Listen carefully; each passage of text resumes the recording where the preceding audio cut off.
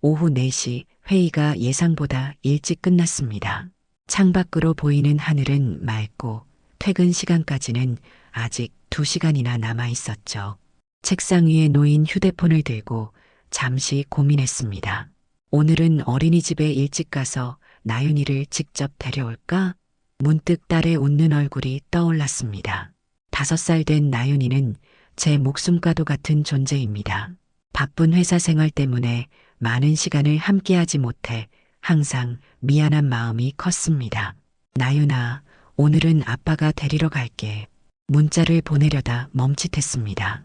나윤이는 아직 문자를 못 읽는데 말이죠. 피식 웃으며 아내 서연에게 전화를 걸었습니다. 신호음만 계속 울리고 받지 않네요. 회사에서 회의 중인가 봅니다. 서연도 중견기업 과장으로 바쁘게 일하고 있으니까요. 우리 부부는 맞벌이로 생활하고 있지만 최근에는 대화도 줄고 서로에게 소홀해진 것 같아 마음이 무거웠습니다. 그냥 직접 가볼까? 결심하고 상사에게 양해를 구한 후 사무실을 나섰습니다. 어린이집까지는 30분 정도 걸리니 서둘러야 했습니다. 차 안에서 서연에게 다시 전화를 걸었지만 역시 받지 않았습니다. 아마 정말 바쁜가 보군요. 문자라도 남기려고 했는데 이상하게도 이번에는 전원이 꺼져 있다는 메시지가 나왔습니다. 이상하네. 서연은 전화기를 항상 켜놓는 스타일인데 말이죠. 혹시 배터리가 다 된 걸까요? 어쩐지 마음이 불안했지만 곧 나윤이를 볼 생각에 기분이 좋아졌습니다. 오랜만에 아빠가 데리러 온다면 얼마나 좋아할까요? 어린이집에 도착해 주차장에 차를 세우고 건물로 들어갔습니다. 복도를 따라 나윤이의 반으로 걸어가는데 선생님이 의아한 표정으로 나를 맞이했습니다. 어머, 정 부장님? 오늘은 어쩐 일로 오셨어요? 네, 나윤이 데리러 왔는데요. 선생님의 표정이 갑자기 묘해졌습니다. 나윤이요? 방금 전에 나윤이 엄마 친구분이 데리고 가셨는데요. 20분도 안 됐어요. 심장이 덜컥 내려앉았습니다. 엄마 친구? 서연이 누굴 보냈다는 건가요? 누가 데려갔다고요? 남자분이셨는데 나윤이 엄마가 급한 일이 생겨서 자기 대신 데려가라고 부탁했다고 하셨어요. 이서연 과장님 회사 동료라고 하셨는데 머릿속이 하얘졌습니다. 서연이 아는 남자라면 괜찮을지도 모르지만 불안함이 엄습했습니다. 서연에게 다시 전화를 걸었지만 여전히 전원이 꺼져 있었습니다. 혹시 그분 성함은요? 김태호라고 하셨어요. 나윤이도 잘 알고 있는 것 같았어요. 태호 삼촌이라고 부르더라고요. 김태호? 서연이 회사의 김태호? 분명 서연이 종종 언급했던 같은 부서 동료입니다. 하지만 왜 그가 나윤이를 데려간 걸까요? 더구나 서연에게 미리 이야기도 없었고 전화도 안 되는 상황이라니. 선생님, 혹시 김태호 씨 연락처 있으세요? 죄송해요. 저희는 학부모님이 지정한 보호자 명단에 있는 분들의 연락처만 갖고 있어요. 김태호 씨는 명단에 없어서 당황한 마음에 급히 집으로 향했습니다. 서연이 집에 있을지도 모릅니다. 아니면 나윤이를 데려간 이유라도 알 수 있겠죠. 하지만 마음 한구석에서는 이상한 느낌이 들었습니다. 서연의 전화가 갑자기 꺼져 있다는 점, 평소에는 나윤이를 데려가는 일에 민감한데 다른 사람에게 맡겼다는 점, 그것도 나에게 아무런 연락도 없이 말이죠. 차를 몰면서 서연의 회사에도 전화해 봤습니다. 하지만 서연은 오후부터 개인 휴가를 내고 회사에 없다는 답변만 돌아왔습니다. 휴가라고? 나한테는 아무 말도 없었는데 점점 더 이상한 기분이 들었습니다. 급히 차를 몰아 집으로 향했습니다. 아파트 주차장에 차를 세우고 서둘러 엘리베이터를 탔습니다. 15층, 우리 집이 있는 곳까지 가는 시간이 왜 이리 길게 느껴지는지 모르겠습니다. 머릿속은 온통 나윤이 생각뿐이었죠. 현관 비밀번호를 누르는 손가락이 떨렸습니다. B-B-B-B. 익숙한 소리와 함께 문이 열렸습니다. 서연아? 나윤아? 현관문을 열자마자 부른 목소리에 대답은 없었지만 거실에서 누군가 말하는 소리가 들렸습니다. 신발을 벗고 거실로 들어서는 순간 믿기 힘든 광경이 펼쳐졌습니다. 서연이 낯선 남자와 심하게 다투고 있었습니다. 아니, 낯선 남자라고 했지만 얼굴을 보니 김태호였습니다. 서연의 회사 동료, 몇 번 회식 자리에서 만난 적 있는 그 사람이었죠. 아니라니까. 난 그럴 생각 없어. 나윤이 데려온 것도 말이 안 돼. 서연의 목소리는 울음 섞인 채 떨리고 있었습니다. 태호는 서연의 팔을 잡고 있었고 두 사람 모두 내가 들어온 것을 눈치채지 못했습니다. 서연아, 우리 약속했잖아. 이제 와서 말을 바꾸면 어떡해? 그때 소파 위에 누워있는 나윤이가 눈에 들어왔습니다. 딸은 평화롭게 잠들어 있었습니다. 그 순간 이 상황이 단순한 직장 동료 사이의 다툼이 아니라는 걸 직감했습니다. 가슴이 쿵쾅거렸습니다. 이서연, 도대체 이게 뭐야? 내 목소리에 두 사람이 화들짝 놀라 고개를 돌렸습니다. 서연의 얼굴이 창백해졌고 태호는 당황한 기색이 역력했지만 곧 태연한 표정으로 바뀌었습니다.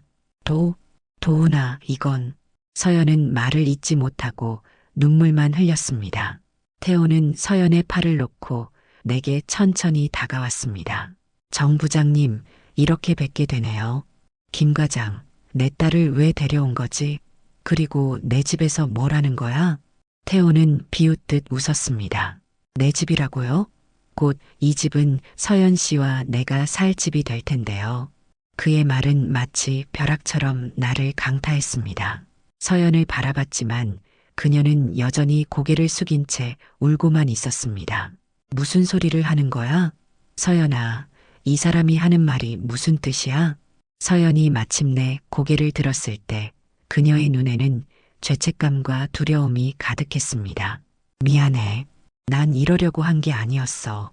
태호가 나윤이를 데려오면 어떡하냐고 항상 말했는데 태호가 서연의 말을 자르고 끼어들었습니다. 서연 씨는 이제 나를 선택했어요. 우리는 꽤 오래 만나왔고 이제 함께 살기로 했습니다. 나윤이도 데려올 거고요. 머릿속이 하얘졌습니다. 오래 만나왔다고? 함께 살기로?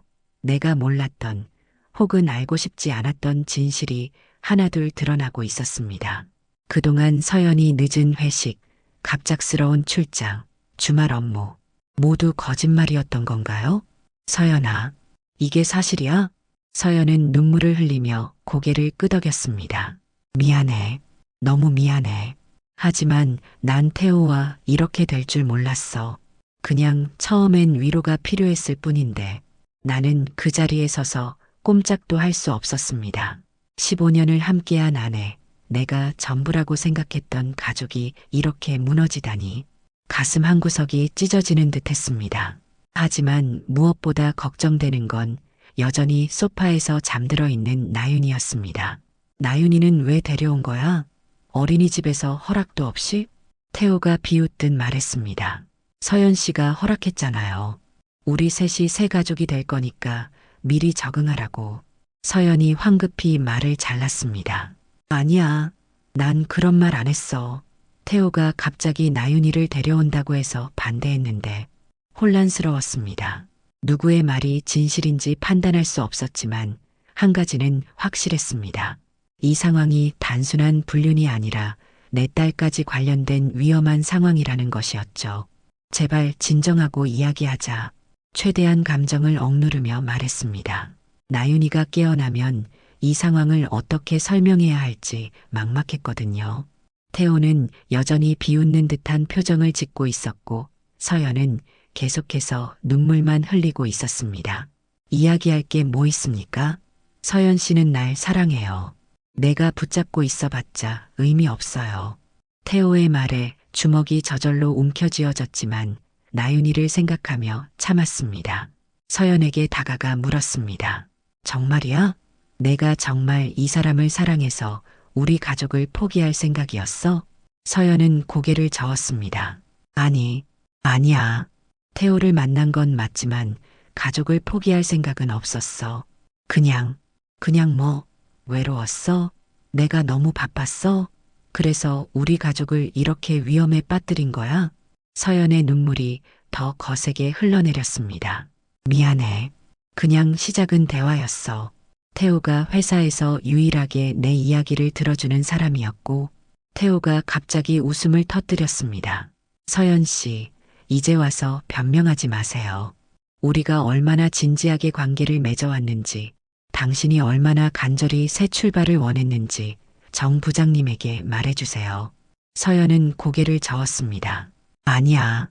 맞아. 난 외로웠고 위로가 필요했어.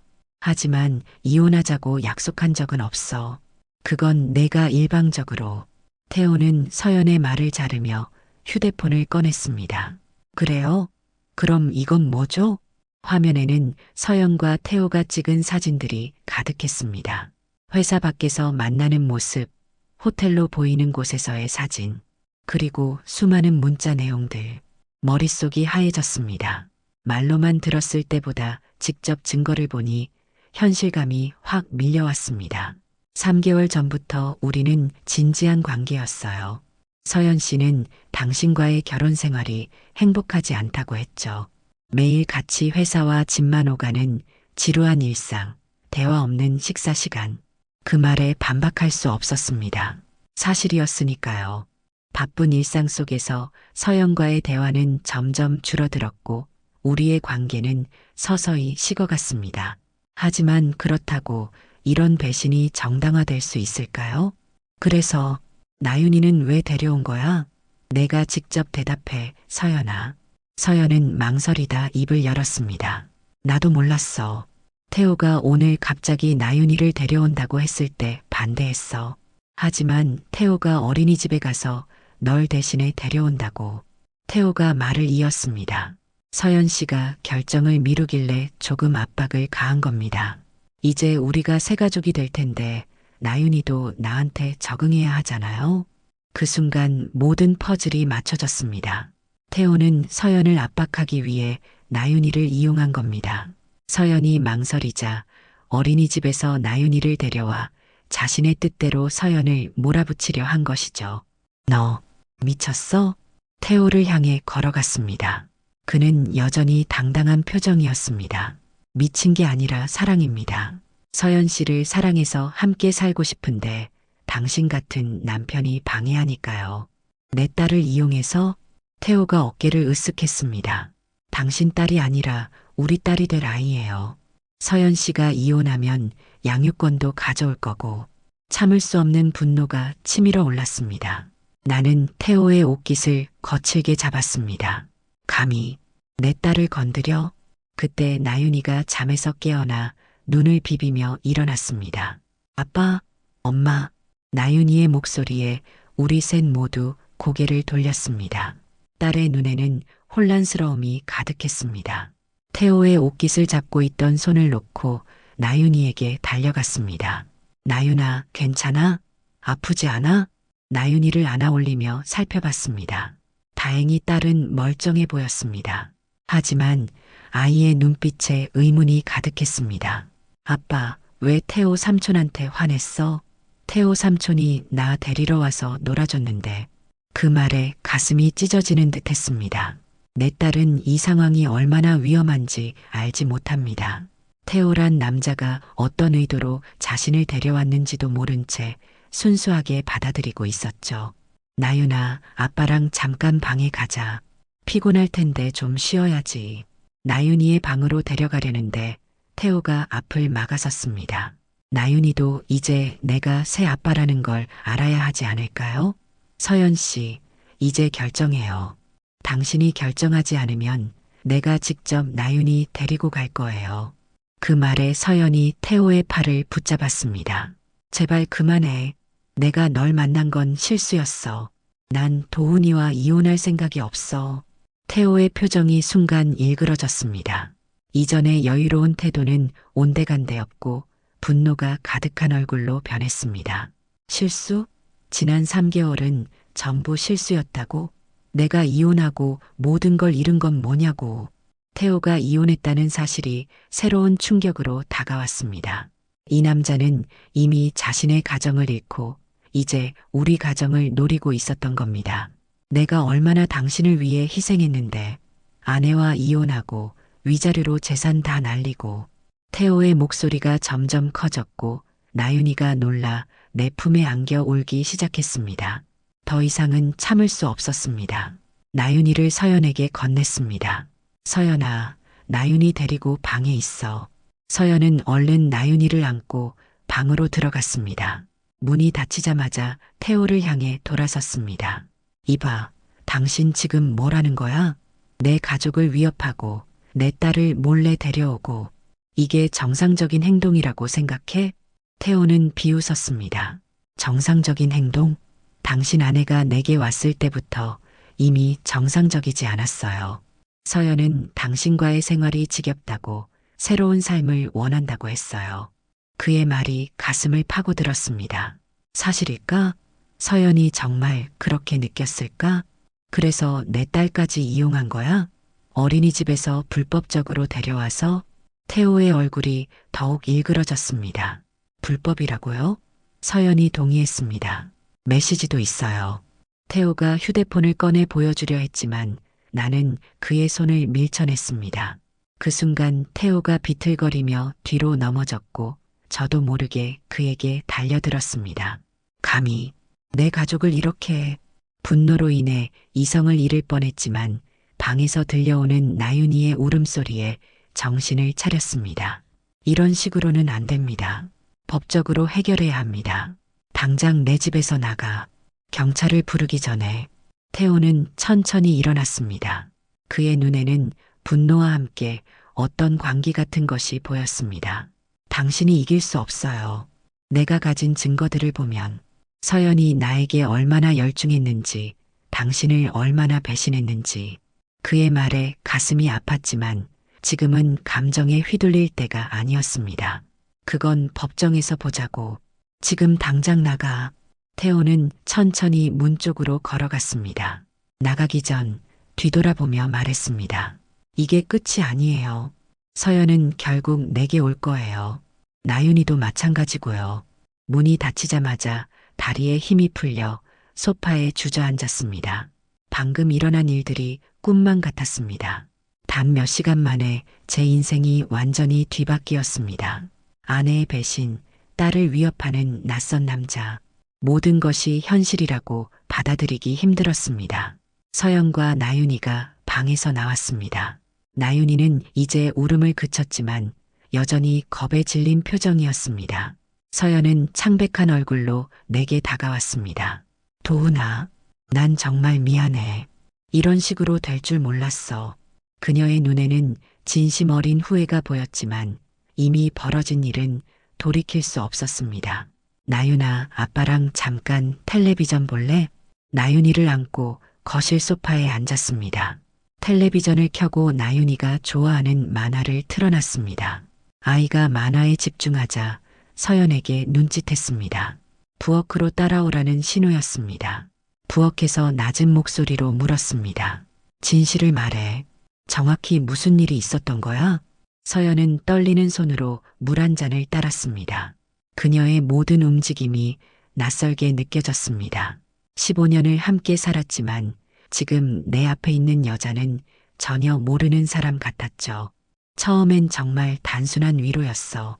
회사에서 스트레스 받을 때 김태호가 유일하게 내 말을 들어줬어. 그 사람도 이혼 과정에서 힘들어하고 있었고. 서연의 이야기가 이어질수록 가슴은 더 무거워졌습니다. 태호가 이혼 과정에서 서연에게 의지했고 서연도 어느 순간부터 그에게 마음의 문을 열었다는 겁니다. 단순한 동료애가 불륜으로 번진 과정이 고스란히 담겨 있었습니다. 그래서 언제부터 관계를 가졌던 거야? 질문이 직설적이었지만 더는 감정을 숨길 필요가 없었습니다.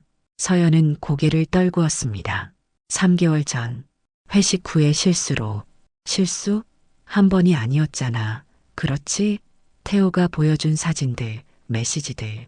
서연은 고개를 끄덕였습니다. 미안해. 정말 미안해. 처음엔 단순한 실수라고 생각했는데 태호가 점점 집착하기 시작했어.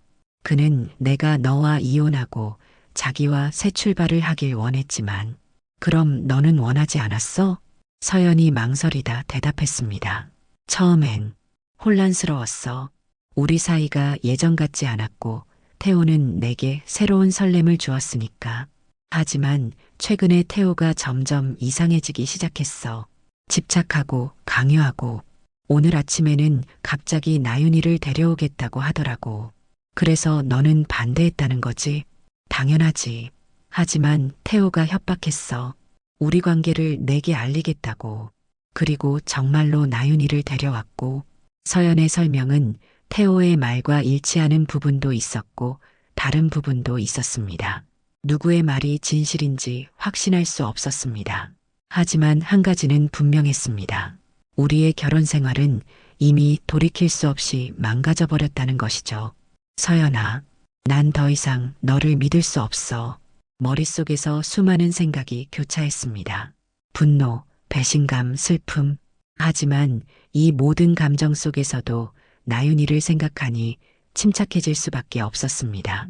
이혼하자. 단 한마디였지만 그 말이 입 밖으로 나오자 가슴이 찢어지는 듯 했습니다. 서연의 얼굴이 창백해졌습니다. 도훈아, 제발 한 번만 기회를 줘. 난 정말 너와 나윤이를 사랑해. 그런 생각 없었어. 그저 외로웠을 뿐이야. 서연이 내 손을 잡으려 했지만 나는 피했습니다. 한 번, 서연아, 이건 한순간의 실수가 아니라 3개월 동안 계속된 배신이야. 내가 바빴다고? 대화가 부족했다고? 그게 이런 짓을 정당화할 수 있어? 서연은 눈물을 흘리며 고개를 저었습니다. 그래, 정당화할 수 없어. 하지만 나윤이를 생각해봐. 나윤이에게 엄마가 필요해. 나윤이. 그 이름을 듣자 가슴이 또 한 번 아팠습니다. 하지만 이제 결심했습니다. 맞아. 나윤이에게 엄마가 필요해. 하지만 너 같은 엄마는 아니야. 나는 양육권을 요구할 거야. 나윤이를 위해서도 그게 최선이라고 생각해. 서연의 얼굴이 경악으로 가득 찼습니다. 안 돼. 그건 안 돼. 도훈아, 제발. 나윤이는 내 전부야. 그래서 태호와 바람을 피우고 우리 가족을 위험에 빠뜨린 거야? 제발, 서연아. 더 이상 거짓말하지 마. 넌 이미 선택했어.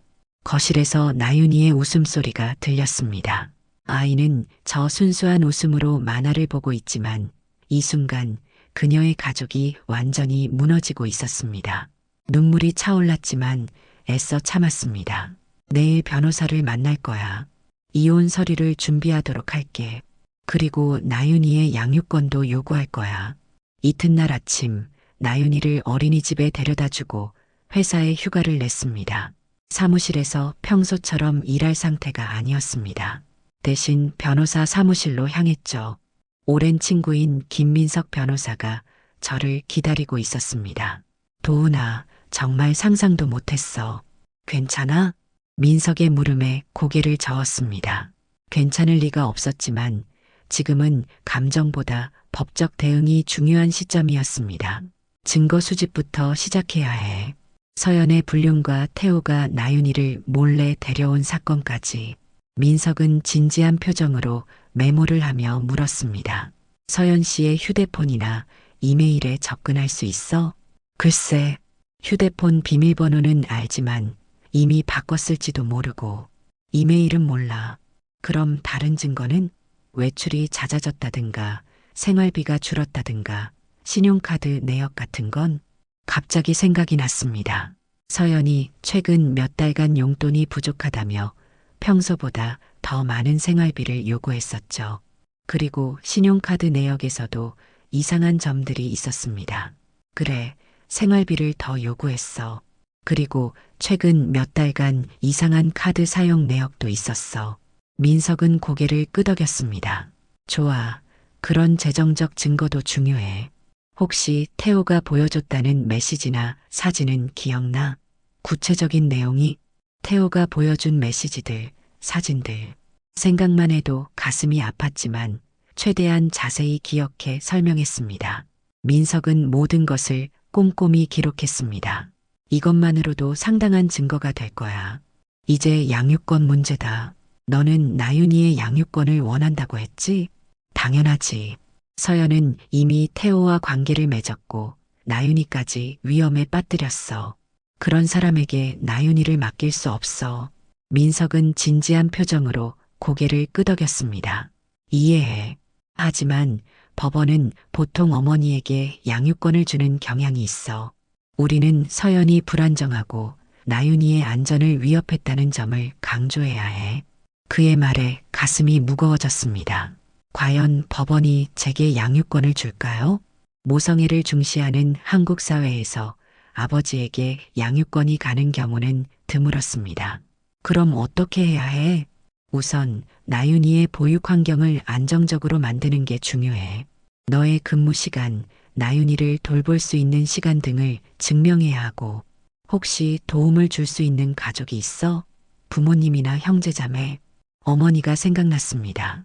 은퇴 후 시골에 계시지만 나윤이를 위해 서울로 올라오시겠다고 여러 번 말씀하셨었죠. 어머니가 도와주실 수 있어. 나윤이를 무척 사랑하시거든. 좋아. 그것도 큰 도움이 될 거야. 그리고 나윤이와의 관계도 증명해야 해. 아이와 함께한 사진, 행사 참여 기록, 건강관리 같은 것들. 민석의 조언에 따라 모든 증거를 모으기 시작했습니다. 서연의 휴대폰 기록, 신용카드 내역, 나윤이와 함께한 사진들. 모든 것을 체계적으로 정리했습니다. 일주일 후 이혼 소송과 함께 상간 소송도 제기했습니다. 태호에게 책임을 물을 필요가 있었습니다. 그는 단순히 서연과 불륜 관계를 맺은 것뿐만 아니라 나윤이까지 불법적으로 데려갔으니까요. 법원 심리가 시작되었고 서연과 태호는 당황스러운 표정으로 법정에 섰습니다. 특히 태호는 제가 이렇게까지 강경하게 나올 줄 몰랐다는 듯한 얼굴이었습니다. 이서연 씨, 김태호 씨와의 불륜 관계를 인정하십니까? 판사의 질문에 서연은 고개를 숙이고 작은 목소리로 대답했습니다. 네, 인정합니다. 그리고 정나윤 양을 데려간 사건에 대해서는 어떻게 설명하십니까? 서연은 떨리는 목소리로 대답했습니다. 태호가 제 동의 없이 나윤이를 데려왔습니다.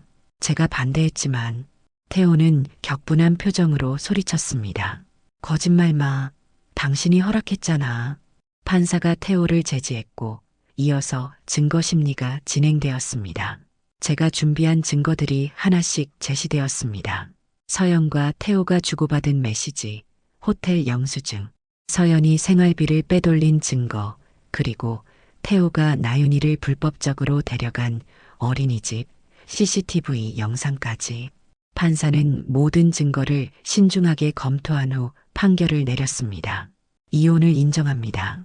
그리고 정나윤 양의 양육권은 정도은 씨에게 주되 이서연 씨에게는 주 이틀 면접교섭권을 부여합니다. 그 순간 서연의 얼굴이 창백해졌습니다. 그녀는 믿을 수 없다는 표정으로 판사를 바라봤습니다. 양육권을 잃은 것이죠. 태호도 상간 소송에서 패소하여 거액의 위자료를 지불하라는 판결을 받았습니다. 법정을 나서는 서연의 모습이 안쓰러웠지만 이것이 최선이라고 생각했습니다. 나윤이의 안전과 행복이 가장 중요하니까요. 법원 판결 후 서연은 자신의 짐을 챙겨 집을 나갔습니다. 나윤이는 엄마가 떠나는 이유를 완전히 이해하지 못했지만 저는 최대한 쉽게 설명해 주었습니다. 나윤아, 엄마랑 아빠가 잠시 떨어져 살기로 했어. 하지만 엄마는 매주 너를 보러 올 거야. 그리고 아빠는 항상 나윤이 곁에 있을 거고. 나윤이는 잠시 생각하더니 고개를 끄덕였습니다. 그래도 엄마 보고 싶으면 볼 수 있어? 물론이지. 매주 토요일이랑 일요일에 엄마랑 놀 수 있어.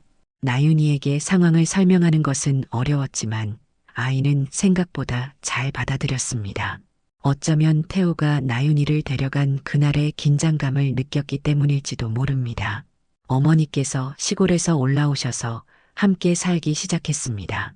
어머니는 제가 회사에 있는 동안 나윤이를 돌봐주셨고 덕분에 양육 문제는 한결 수월해졌습니다. 한 달이 지나고 서연과의 첫 번째 면접교섭일이 다가왔습니다. 나윤이는 엄마를 만날 생각에 들떠 있었지만 저는 불안했습니다. 서연이 나윤이를 안전하게 데리고 있을지, 혹시 태호와 함께 있지는 않을지. 나윤아, 오늘 엄마 만나러 가는 거 기억하지? 저녁에 아빠가 데리러 갈게. 나윤이는 신나게 고개를 끄덕였습니다. 약속된 시간에 서연이 나윤이를 데리러 왔고 저는 긴장한 채로 그들을 배웅했습니다. 저녁 6시 서연의 집으로 나윤이를 데리러 갔습니다. 다행히 나윤이는 행복한 표정으로 저를 맞이했고 태호의 흔적은 없었습니다. 이렇게 몇 주가 지나갔습니다. 서연과의 면접 교섭도 무난하게 진행되었고 나윤이도 새로운 생활에 적응해가는 듯 했습니다. 제 마음속 불안도 조금씩 누그러들었습니다. 하지만 그것도 잠시 악몽 같은 일이 또다시 찾아왔습니다. 어느 목요일 오후 어린이집에서 전화가 왔습니다. 정 부장님, 오늘 나윤이 어머님께서 직접 데리러 오셨는데요. 특별한 일이 있으신가요? 심장이 멎는 기분이었습니다. 오늘은 면접 교섭일이 아닙니다. 뭐라고요? 서연이가요? 언제요? 네, 방금 전이요. 어머님께서 급한 가족 일이 생겼다고 하셔서 전화를 끊자마자 서연에게 전화를 걸었습니다. 하지만 그녀의 전화는 꺼져 있었습니다. 불길한 예감이 들었습니다. 서연의 집으로 달려갔지만 아무도 없었습니다. 이웃에게 물어보니 서연이 큰 가방을 들고 나가는 것을 봤다고 했습니다. 경찰에 신고했습니다. 아이를 데려간 것은 서연이니 납치는 아니지만 양육권자의 동의 없이 데려간 것은 불법이었습니다. 경찰은 신속하게 대응해 주었고 서연의 휴대폰 위치를 추적하기 시작했습니다. 몇 시간이 지나자 경찰로부터 연락이 왔습니다. 정 부장님, 이서연 씨의 휴대폰 신호가 강원도 정선 부근에서 포착되었습니다. 지역 경찰이 수색 중입니다. 정선? 왜 하필 그곳에? 서연에게는 정선에 특별한 인연이 없었습니다. 그때 갑자기 생각이 났습니다. 태호의 고향이 강원도였습니다. 설마 태호와 함께? 혹시 김태호라는 사람의 위치도 확인할 수 있나요? 경찰은 태호의 정보도 확인해 보겠다고 했습니다. 그리고 얼마 후 두 사람이 함께 있다는 사실이 확인되었습니다. 심장이 더 빨리 뛰기 시작했습니다. 나윤이가 서연뿐만 아니라 태호와도 함께 있다는 것은 더 위험한 상황일 수 있었습니다. 즉시 강원도로 가기 위해 차를 몰았습니다. 목적지로 향하는 내내 최악의 시나리오가 머릿속을 맴돌았습니다. 서연과 태호가 나윤이를 데리고 해외로 도주하려는 건 아닐까? 혹은 태호가 서연과 나윤이에게 위해를 가하려는 건 아닐까? 정선에 도착했을 때는 이미 밤이었습니다. 경찰은 서연과 태호, 그리고 나윤이가 작은 모텔에 머물고 있다는 정보를 확보했습니다.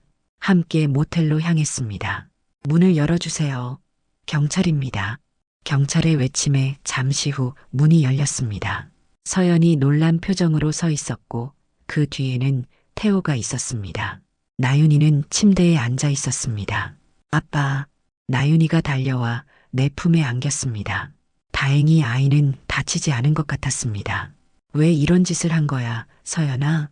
서연은 눈물을 흘리며 대답했습니다. 난 나윤이 없이 못 살아. 그냥 데려가서 새 출발하려고. 태호는 차가운 표정으로 그 자리에 서 있었습니다. 경찰은 서연과 태호에게 미성년자 약취 혐의로 연행하겠다고 통보했습니다. 제발, 나윤이만은. 서연의 애원이 가슴 아팠지만 이제 더 이상 그녀를 믿을 수 없었습니다. 나윤이를 안고 그 장소를 떠나는 동안 서연의 울음소리가 귓가에 맴돌았습니다. 서연의 두 번째 실수는 그녀에게 큰 대가를 치르게 했습니다. 미성년자 약취 혐의로 구속되었고 그동안 누리던 면접교섭권마저 박탈당했습니다. 태호는 더 심각한 처벌을 받았습니다. 이전의 상간 행위에 더해 이번 사건까지 겹쳐 실형을 선고받았죠. 나윤이와 나 그리고 어머니, 우리만의 새로운 삶이 시작되었습니다. 처음에는 나윤이가 엄마를 찾으며 우는 날도 있었지만 시간이 지나면서 점차 적응해 갔습니다.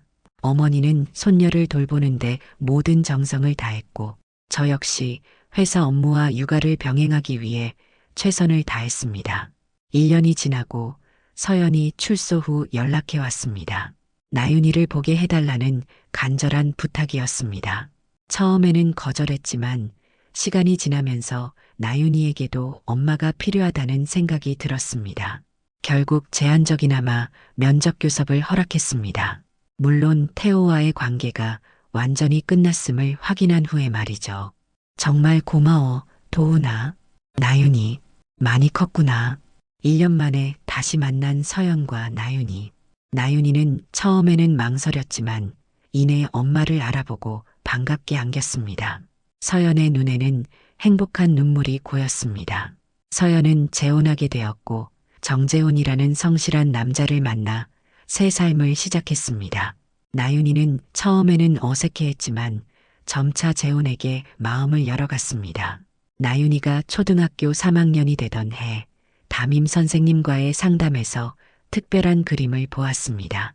우리 가족이라는 주제로 나윤이가 그린 그림에는 5명의 인물이 그려져 있었습니다.